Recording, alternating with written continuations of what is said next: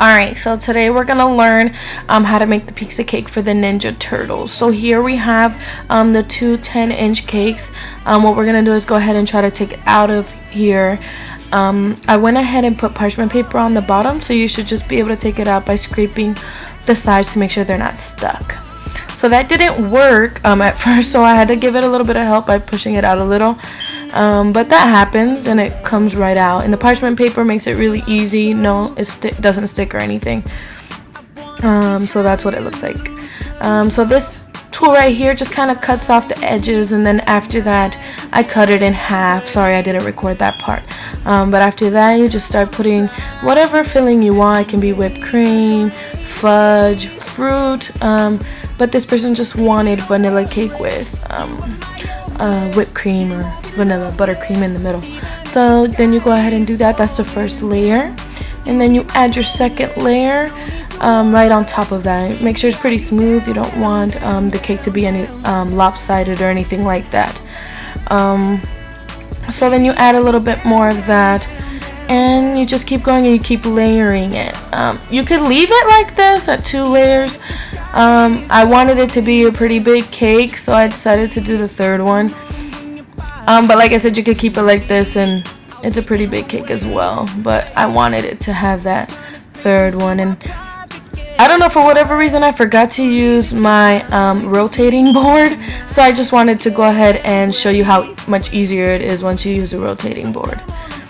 So you put the third layer on and you do the same exact thing, except this time you give it kind of like a crumb coat to put the fondant on top of. So you do the same thing on the top, and then when you get to the side you kind of like scrape it off. So I just wanted to show this in detail, because sometimes it's hard to see what people actually do with the cake in the inside. So I went ahead and just showed that. So this is how it looks when you do the sides. And the person who said hi, that was my sister. I was gonna take that out of the video, but she said she wanted to stay on it. So she's saying hi to everyone. I'm not really sure what happened to the video right there, so sorry about that. But that's what it looks like after the cake is done. So go ahead and put that in the refrigerator, and you start working on the fondant. Now for this cake, I have to put some make like long strips to be able to put it around the cake underneath the fondant. This is a different layer to be able to make it look like a crust. So I just start rolling it out with my fingers, just like that, like you see, and you keep rolling and rolling, and until you get long enough or the thickness that you want. It was starting to get really thin in the middle and really thick on the outside, so I went ahead and cut off the part that I already liked, and I perfected it a little, and there you go. That's what it should look like. So I went ahead and took the other 2 pieces and just rolled it out to the thickness for it to match the other thickness. So I'll do the same thing with the third one.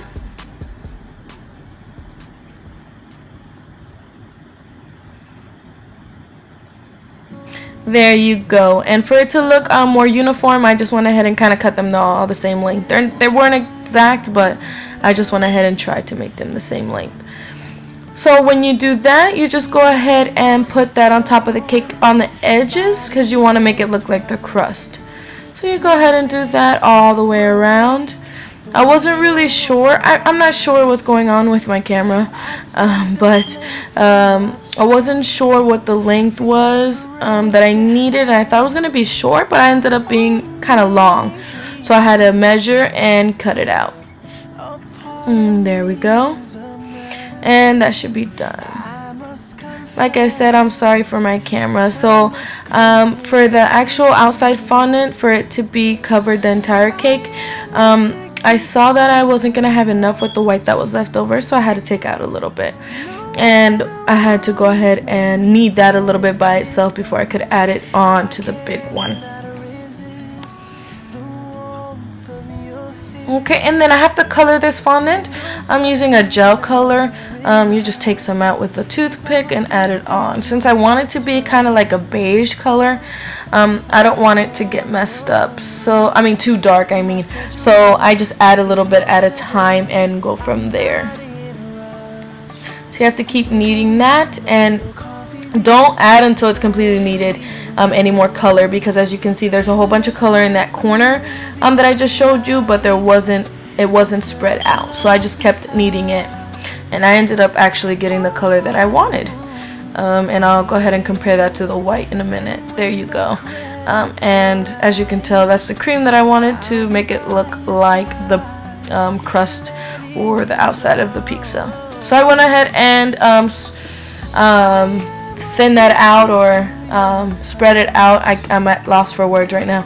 I kind of forward this part because you're just smoothing it to reflect the shape that you want. I emphasized the crust, and I smoothed out the outside. I didn't go too crazy on the outside because you know what, a pizza's not perfect. So then I just cut off the edges with my, I call it X-Acto knife, but it's not really.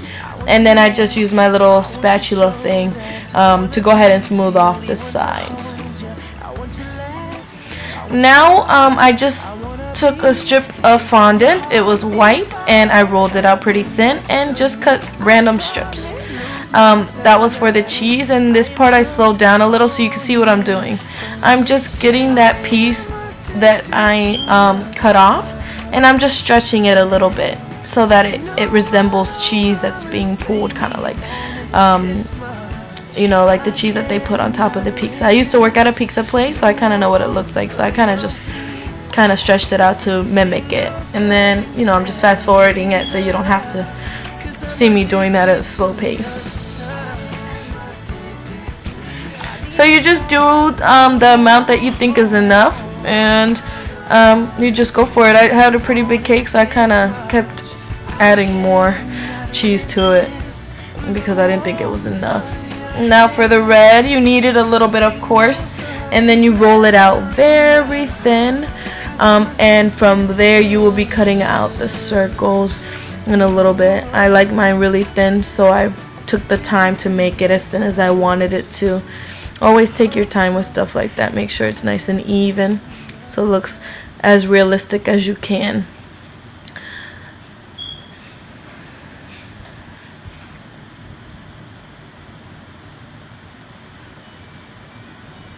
Okay, so there's the cookie cutter. It's just a circle, a pretty big size to mimic a pepperoni compared to the pizza size. And I'm just fast forwarding the same thing. You're just doing the same thing and trying to use up as much fondant as you can without wasting any. So there you go. So now you have your cheese and your pepperoni. So then you go ahead and wet the whole surface that's gonna have the cheese and the pepperoni, because that way everything will stick and you don't have to worry about it.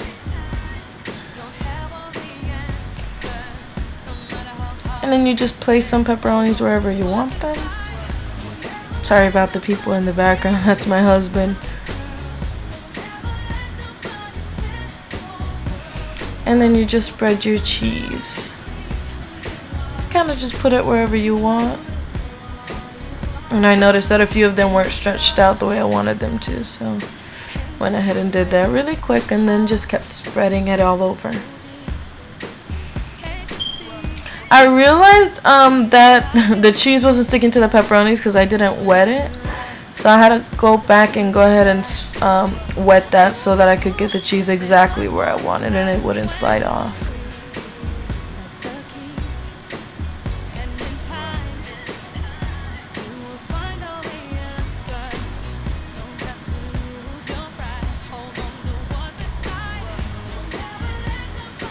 Okay, so I'm pretty happy with the amount of cheese that I have. I left these two pepperonis left so they could be like above it, because some pepperonis are above the cheese.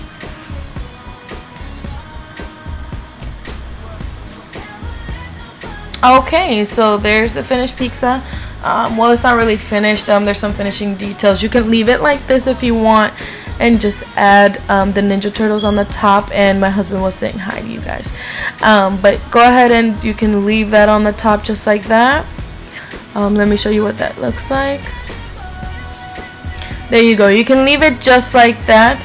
I wanted to make it look more realistic, so I got some of that brown that I had brown gel coloring that I used to color the fondant, and I kind of use it like paint. I have a paintbrush that I use just for cakes, and just like a little board so I could put the paint on there and add a lot of water. You want to make sure that it has a lot of water so that you get the consistency and the color that you want.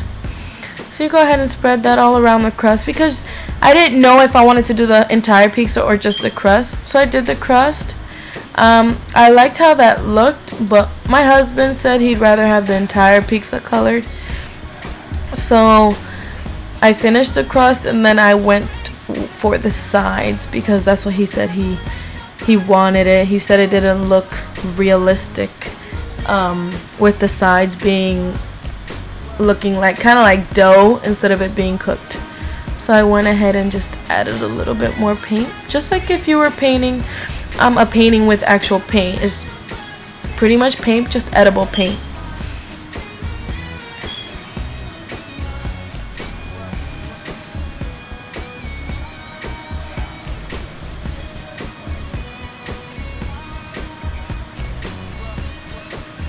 Okay, and then you keep working at it until you get what you want.